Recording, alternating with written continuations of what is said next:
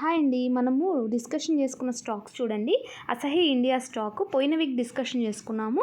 Breakout అయిన దగ్గర నుంచి కూడా మనము డిస్కషన్ చేసుకుంటూనే ఉన్నాము. అక్కడి నుంచి కూడా ర్యాలీ చూడండి. ఈరోజు ఒక్కరోజే 2.52% ర్యాలీ చేసింది. ఇది ఆల్ టైమ్ హై పాయింట్లో ఉంది కాబట్టి మనము ట్రైలింగ్ స్టాప్లోస్ హిట్ అయిపోయేదాకా నాన్ స్టాప్గా ట్రైలింగ్ చేసుకుంటూ వెళ్ళిపోవాలి. ఇవన్నీ కూడా ఎడ్యుకేషన్ పర్పస్ మాత్రమే. సో నేను వీడియోస్ చేసిన దాంట్లో ఉన్న స్టాక్సే నేను మీకు చూపిస్తున్నాను, ఎలాంటి రిటర్న్స్ ఇచ్చాయి అనేది.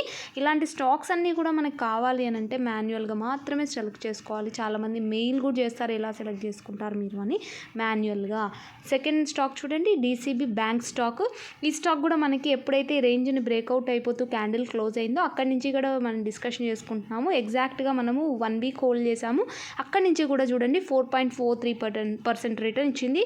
అది కూడా ఎందుకు హోల్డ్ అయింది అంటే కొద్దిగా మార్కెట్ డేటా నెగిటివ్ ఉండడం వల్ల, లేకపోతే బ్యాంకింగ్ సెక్టార్ కొద్దిగా నెగిటివ్ ఉండడం వల్ల అది మొమెంటం రాక కన్సాలిడేషన్ వచ్చి అండ్ ఈ రోజు మొమెంటం ఉంది కాబట్టి బ్రేక్అవుట్ అయ్యి 4.43% రిటర్న్ అనేది డీసీబీ బ్యాంక్ ఇచ్చింది. అండ్ ఇంకో స్టాక్ని మనం అబ్జర్వేషన్ చేసినట్టయితే టీవీఎస్ శ్రీచక్ర స్టాక్ కూడా మనం చూసాము.